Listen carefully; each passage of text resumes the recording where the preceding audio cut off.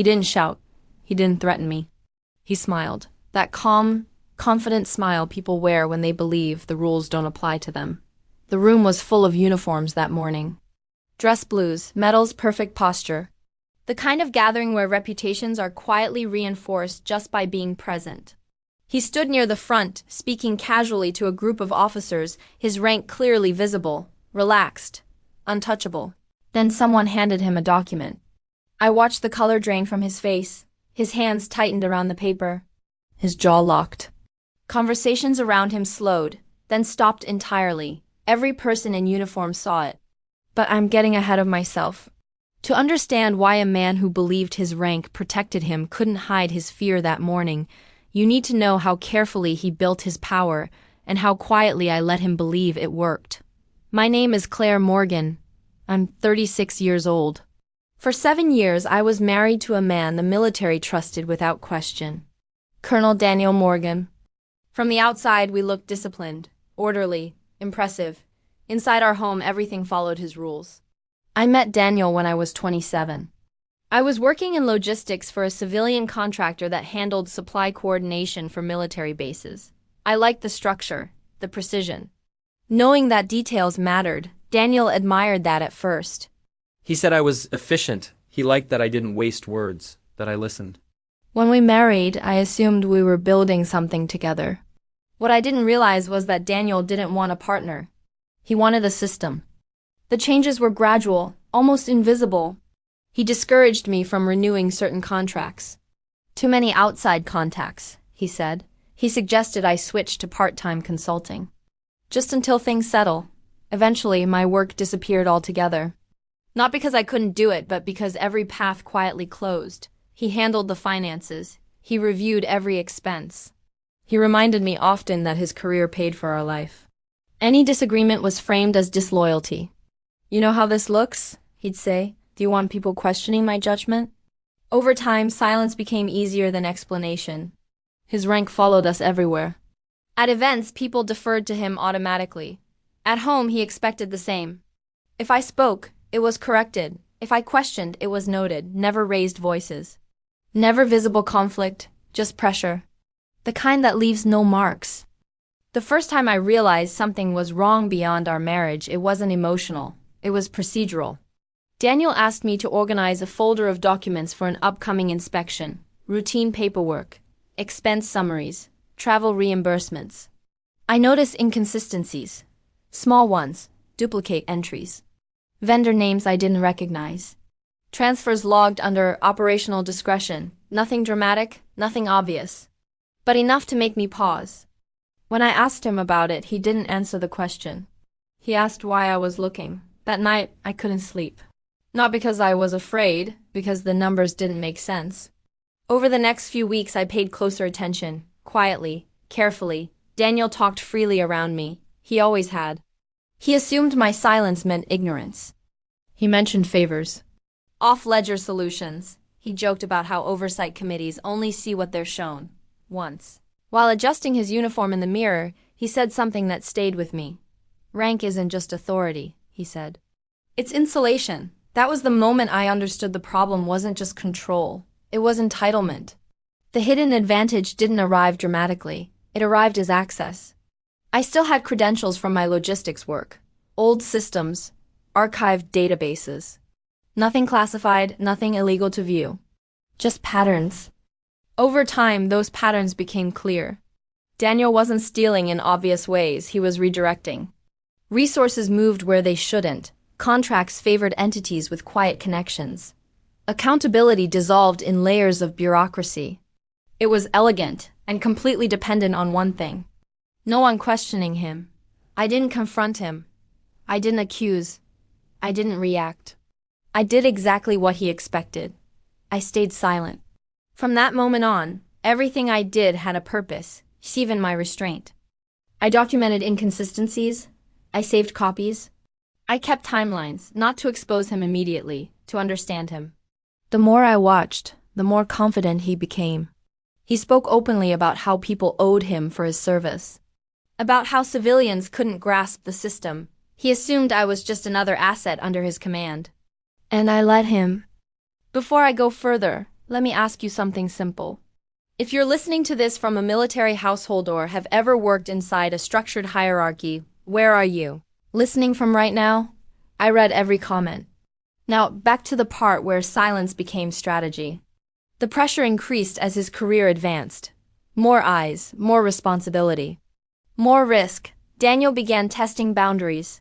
He reminded me that everything we had came from him. That challenging him would end badly. He never needed to explain what that meant. I began to withdraw visibly. Stopped attending some events. Let him speak for both of us. Agreed quickly. He mistook compliance for surrender. That was his mistake. The phase of apparent defeat came naturally. I resigned from a consulting role he'd never approved of anyway. Let him manage all correspondence. Let him believe I had nothing left. Behind the scenes, the picture was complete. Not enough for accusation. Enough for consequence. The opportunity came sooner than I expected. A formal gathering, high-ranking officers, civilian oversight present. Media nearby. The kind of morning where careers either stabilize or fracture. Daniel was confident. He believed rank would protect him. He believed silence meant safety. He believed wrong. And by the time the document reached his hands, it was already too late. After that night, nothing changed on the surface, and that was exactly what Daniel took as proof that he still controlled the situation. He left early every morning, wore his uniform like armor, and spoke with the same steady certainty, if not more. Because my silence reassured him that whatever dominance he believed he had was intact. I played my role carefully, listening more than speaking, asking fewer questions, allowing pauses to stretch without filling them. Letting him believe I had retreated inward, that whatever curiosity or independence I once had finally worn down under the weight of his authority. What Daniel never understood was that silence doesn't always mean absence or fear. Sometimes it means focus, discipline, and the deliberate choice to observe instead of react. I began organizing everything methodically, without emotion and without urgency, reducing what I saw to facts. Dates, numbers, sequences, relationships, the kind of analytical work I had been trained to do long before I ever became his wife. At first, the irregularities looked isolated and forgettable. A contract approved too quickly. A supplier paid without the usual documentation. A shipment quietly rerouted without explanation. All small deviations that could be dismissed individually. But when I stepped back and placed them side by side, patterns emerged, and those patterns formed a shape that no longer felt accidental or harmless. Daniel wasn't careless. He was confident, and that confidence came from the belief that his position insulated him from scrutiny. A belief that encouraged him to take risks he didn't even recognize as risks. I never accessed anything I wasn't authorized to see, never broke passwords, never crossed legal or technical lines. I simply paid attention to what others overlooked because they trusted him implicitly. The more I understood, the clearer it became that confronting him would accomplish nothing, because he wouldn't explain or admit anything. He would deny, deflect, and eventually turn suspicion back onto me. So I waited, and weeks turned into months as his certainty grew alongside his responsibilities. Each promotion reinforcing his belief that the system was invested in protecting him. Once, over dinner, he laughed casually and said, "People like me don't fall. There's too much invested." And I smiled, nodded, and made a mental note of the exact phrasing he'd chosen. I began creating copies of everything and storing them where he would never think to look. Labeling files with names so ordinary they blended into the background of daily life, nothing that would ever trigger curiosity or suspicion. This wasn't revenge and it wasn't anger. It was preparation, because systems don't collapse suddenly. They correct themselves slowly, and only if the right information is in the right place at the right time. At some point, Daniel sensed distance, but he misunderstood it completely, assuming I was intimidated, worn down, and grateful to be taken care of, reminding me often that my comfort and stability depended entirely on his career. As oversight intensified and audits were announced and reviews scheduled, Daniel reacted with irritation rather than fear, complaining about interference and incompetence, and that was when I understood the timeline was no longer under my control alone. From the outside, it looked like surrender. I stopped offering input.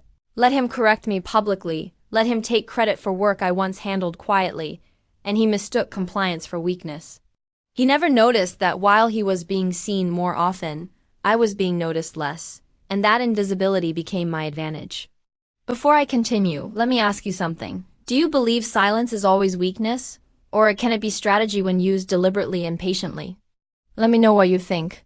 The opportunity to move from observation to action arrived through routine when an internal review team requested supporting documentation. Daniel dismissed it confidently, and I volunteered to help organize the materials, which he approved without hesitation. I didn't add anything new or fabricate anything. I simply ensured that what had always been separated was finally placed together, that timelines were complete, that context replaced ambiguity, and that the story no longer relied on trust. Daniel remained relaxed throughout, preparing speeches and attending functions, unaware that the structure he relied on was already adjusting around him, and by the time he realized something had shifted, the process was no longer mine to stop. The morning everything unraveled felt strangely ordinary, at least at first, with the same crisp air, the same polished floors, and the same controlled efficiency that defined every official gathering Daniel attended. Officers arrived in uniform, conversations hummed quietly, and reputations stood tall simply by being present in the room. Daniel moved through it all with ease, greeting colleagues, exchanging practice smiles, and carrying himself with the confidence of someone who believed nothing serious could happen without his consent. He never looked in my direction, not because he was angry, but because he no longer considered me relevant. The review began without drama, structured and calm, the kind of procedural formality that reassures people who believe procedure is on their side. Documents were distributed, timelines outlined, and responsibilities clarified, all of it unfolding exactly as planned. When Daniel received his packet, he barely glanced at the cover before skimming the first page, still half engaged in a conversation beside him. His posture remained relaxed, his expression neutral, his confidence intact, then his eyes slowed. I watched his focus narrow as he reached the second page, then the third, his grip tightening almost imperceptibly as the room around him continued moving, unaware that something fundamental had shifted. The color drained from his face so gradually it took a moment for others to notice, but once they did, they couldn't look away. Conversations faded, chairs stopped moving, and the silence that followed wasn't commanded, it was instinctive. Daniel looked up for the first time, scanning the room as if searching for confirmation that what he was reading couldn't possibly be meant for him, that there must be some mistake in context or interpretation. There wasn't. Every document referenced another, every number aligned with a date, every decision traced back to him not through accusation, but through record. There was no single dramatic revelation, just an accumulation of undeniable clarity. Someone near the front cleared their throat and asked a neutral question, not accusatory, not sympathetic, simply procedural, and Daniel didn't answer immediately because for the first time, certainty had abandoned him. He tried to speak, then stopped, realizing too late that explanations required trust. And trust dissolves quickly when evidence no longer needs interpretation. I stayed where I was, silent, watching as the authority he wore like armor failed him in the only way that mattered. Not through confrontation, but through exposure.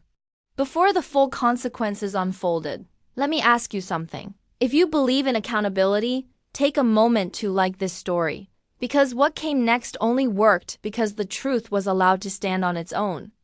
The discussion continued without theatrics, methodical and measured, outlining next steps, responsibilities and immediate actions, all of it happening as if Daniel were already absent from the center of his own career. By the time formal conclusions were reached, his role had been quietly reassigned, pending further review. Language chosen carefully but unmistakably final in its direction.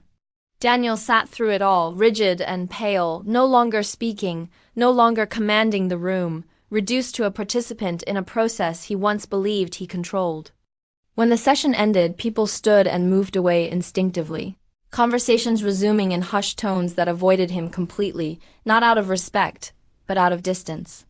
He finally looked at me then, not with anger but with confusion, as if only now realizing that silence doesn't mean ignorance, and that patience can be a form of preparation. I didn't say anything because there was nothing left to explain, and because explanations are unnecessary when outcomes speak for themselves. In the weeks that followed, the details became public in the way institutional matters always do. Slowly and without spectacle, responsibilities reassigned, decisions reviewed, and careers redirected without ceremony. Daniel attempted to reach out once, then again, his messages shifting from disbelief to justification to something resembling regret, but I didn't respond, not out of cruelty, but because my role in the story was already complete. I rebuilt my life quietly, returning to work that valued precision and integrity, reclaiming independence that had never truly disappeared, only waited. What I learned through all of it was simple and lasting. Power that relies on silence eventually collapses when silence changes sides. If you want to hear more stories like this, where patience outlasts arrogance and truth doesn't need to shout, subscribe and stay with me, because some endings only make sense when you've seen how carefully they were built.